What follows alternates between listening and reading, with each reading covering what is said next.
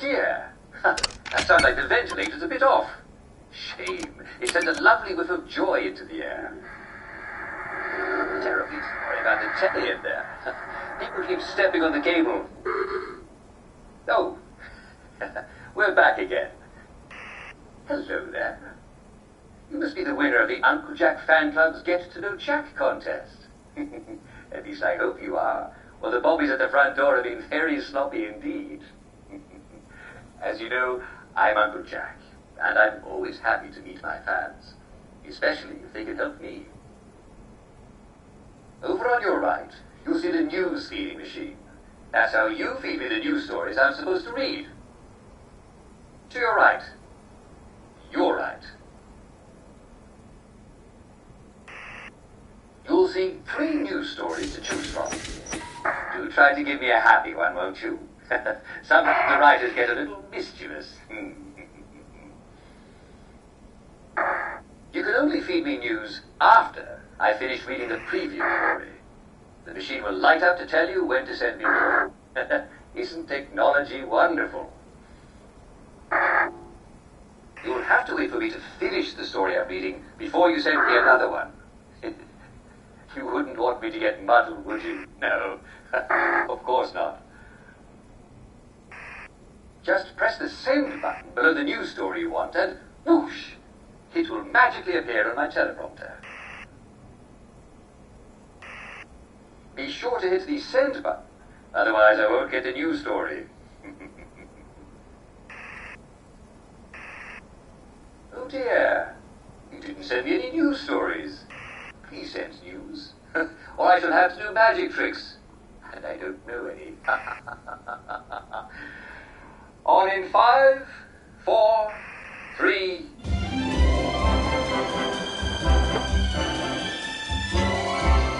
And now it's time for the Good News Hour with Uncle Jack. Hey, that's me, Jack Worthing. I'll give you all the news you need to start your afternoon with a smile. Have you ever wondered what life will be like in the future? Well, the Department of Science and Research is mounting a free exhibition that imagines what Wellington Wells will be like 20 years in the future, called The House of the Future. Scientists have dreamt up some wonderful inventions, and apparently there will be rides and cake. Why, 1984. Gosh, it's hard to imagine that 1984 will be anything like the Wellington Wells of today. It'll be even better. But I do hope I'll still be on your tellies every day. Nigel Bracenose, president of the Wellington Wells Classic Society, has begun translating my Uncle Jack show transcripts into Latin as a hobby. Isn't that marvelous? Well, this is a surprise. Can you imagine your own Uncle Jack? That's me, speaking like Julius Caesar. It can be a bit of a sticky wicket, says Bracenose, as some English expressions don't have counterparts in the language of Cicero. Walter Merton, the Society's treasurer, has decided to join the fun.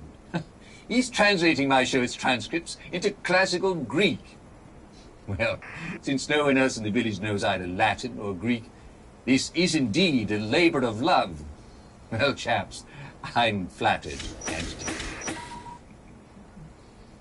Next news item, please. For many years, Mrs. Valerie Fothergill and Mrs. Mia Fothergill believed that they had the same last name because they were cousins. Last Thursday, however, they discovered that it is because they're married to the same man. According to Constable John Constable, these days, with their happy faces on, a lot of men look quite similar. Well, that certainly was rather inventive, wasn't it, Mr. Fothergill? Mr. Fothergill has been arraigned before the municipal court on 1 count of bigamy. Well, I suppose that's 2 counts of monogamy. Well, they don't say which missus gets to keep him. But if you've also married Mr. Fothergill, please don't hesitate to write to Jack Worthing. That's me. The legendary Simon Says contest at the Church of St. Genesius is back on! Yes! and the pop star Nick Lightbearer will be their celebrity caller. Mr. Lightbearer has become reclusive of late.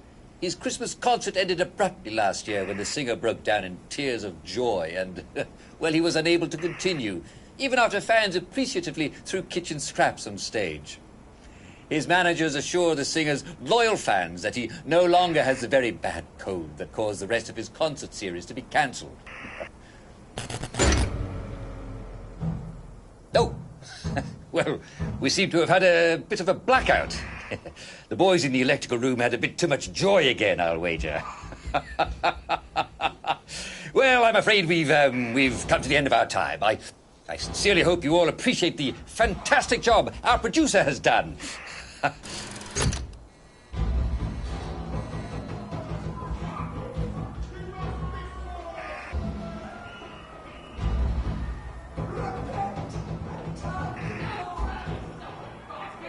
Well, wasn't that exciting?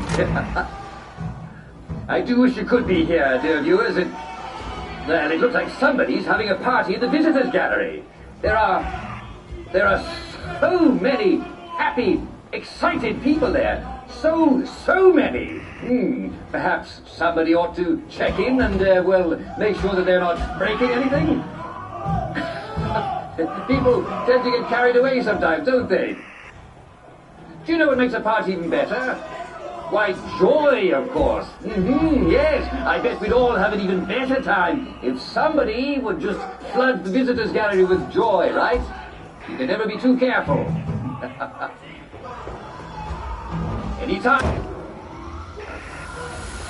What's it? Nice to hear that lovely joy gas hissing through the ventilator. What a ways on the shore. Now you'll be under your smile. No one really was that little sight. Don't be afraid, all you gotta do is run. 'Cause when we were young, we just a child and we start to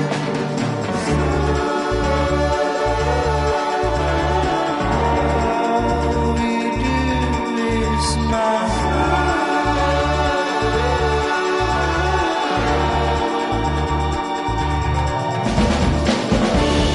Let's try a stranger on for a while. Something could change for a brand new start. Hide all the raindrops under your tongue. They're only tears. There's nothing to fear.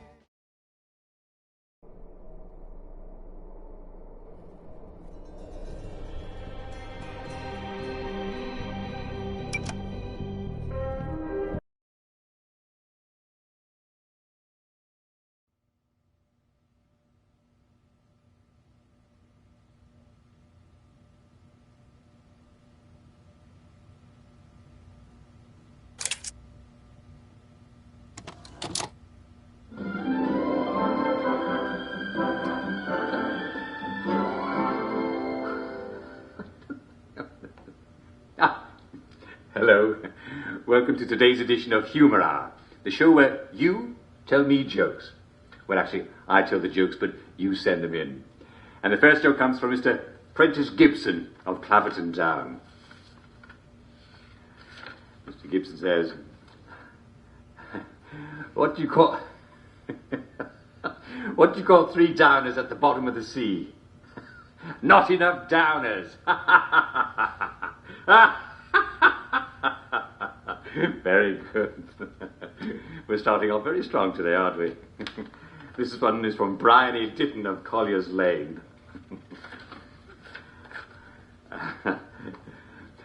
What's the difference between a downer and a trampoline? You take off your shoes before you jump on a trampoline. How true! How very true! Because you don't want to damage a perfectly good trampoline, do you? Very good indeed. This is from Mrs. Jemima Hughes of Coronation Avenue.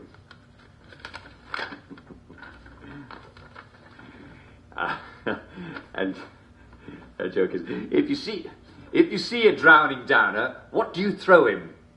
I don't know, a brick, an anvil? Well, no, you can't very well throw an anvil, can you? What about a grenade? No.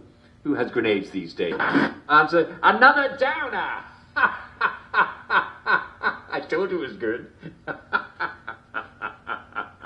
That's wonderful.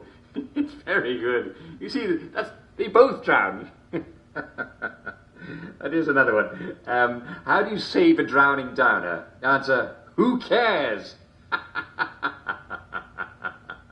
Very good. Lovely jokes. Lovely jokes today. Very funny indeed.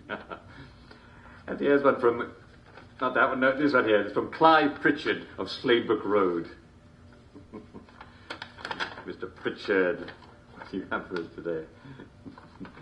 Question. How is a puppy like a mortally wounded downer? Answer. Eventually they'll both stop whining. Oh, Mr. Pritchard, you're quite a character, aren't you? Oh. You know, I miss my dog. What am I saying? I don't miss anything at all. I've got it all right here. Ah. Let's see what else we've got. Ah, yes, we have something from our dear friend and faithful contributor, Mr. Persky Blackyoung.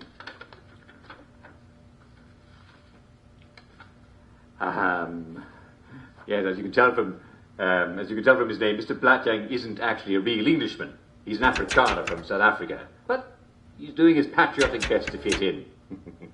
So, what do you have for us today, Mr. Blackyoung? Question: how is a downer like an apple? Answer: they both look good hanging from a tree. I'm not sure I get it. Oh, I see. Yes, very good. Hanging from a tree. And here's another one. What's the difference between a downer and a black plague?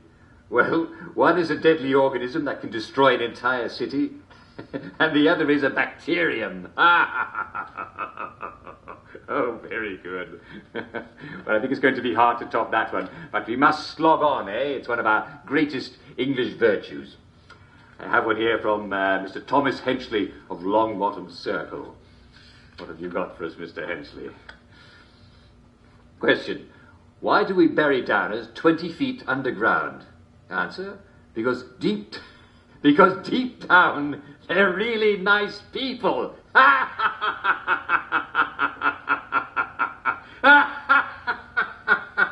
Deep down, yeah. I think that's the best one of all. It really is. Very good. Remember, no one has to be a downer, but if you feel a bit down, take your joy. And if you see someone who seems a bit down, make sure he takes his joy. It's as simple as that. Happiness is a choice, and those who won't choose it are a threat to the rest of us. If you hear a good joke, please don't hesitate to drop a note marked Humour Hour at our studio, 2 Marlborough House in central Wellington Wells. Yes, I'm afraid we've got to the end of our time. Tune in again next time for the best in humour. See you soon.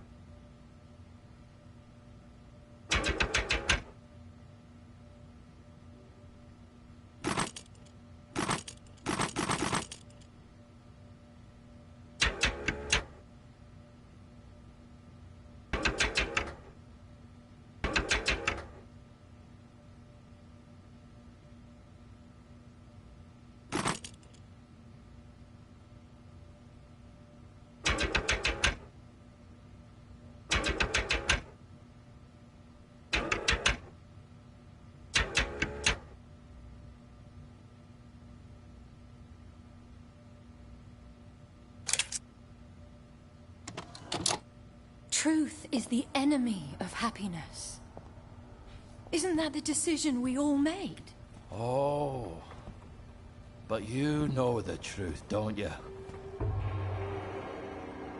There's not a thing I can tell you that you don't already know. Is there? Have you had your joy, Ollie? People in town are getting a tad bit skinny. I think they're starving to death. And they're painting the streets in fucking rainbows. Have you not noticed? Oh, Ollie. Why are you all wearing those ridiculous new masks? You should get one. They shape your face into a smile. And when you smile, you can't help being happy. We have to tell people. They need to know the truth. No! It's better not to know.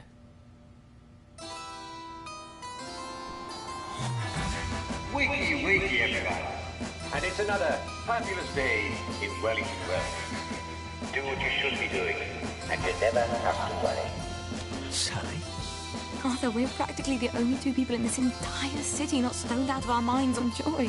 It's not a lovely day for it. It's a fucking terrible day for it. If you force people to have the emotions you want, then you've turned them into robots made out of meat. Where is it? Where's the blackberry? You've gone too far this time.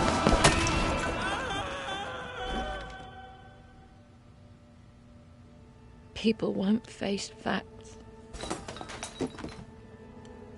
Not until we take their joy. And when we do that, they'll murder each other in the street.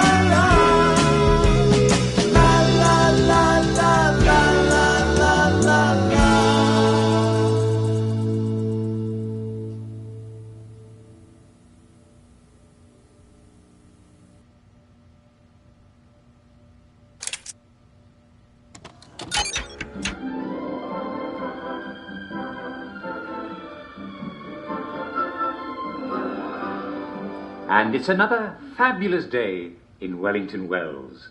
The sun is up, and the weather is overcast and only slightly rainy, with occasional patches of lovely sunshine. Wakey, wakey, everyone. Good morning to you. Good morning to you. Good morning, dear friends. Good morning to you. Well, I hope you all had a lovely night's sleep with lovely dreams. It's shaping up to be a wonderful morning, and I think I can promise you that it's just going to get better all through the day. We all forget things from time to time, so don't forget the most important thing. Is it your tea? Is it your muesli? Is it bacon and eggs? Is it toast? Did you forget to butter your toast? No, don't be silly. It's your daily joy. Never forget to take your joy, and I guarantee your day will go swimmingly. So, let's take a look at today's schedule. What's going on in the village of Hamlin? Well, chatting and greeting and smiling and laughing, of course, and breakfast, lunch and dinner, and work, work, work, work, work. But at 3, I hope you'll all take a quick break for our daily recreational activity. Today we will all gather around the telly for our rousing round of Simon Says. Well, I won't be gathering around the telly. I'll be in the telly. Just like every day, I'll be playing it with you. And then there'll be cake and prizes for all winners, and everyone's a winner, and everyone will be there. So don't miss it, or you're a rotten egg. But seriously, unless you have an awfully good reason, such as 2 broken legs, do be a sport at 3 o'clock, won't you? We love your company. And now, the hot new song from our favourite band. See you soon.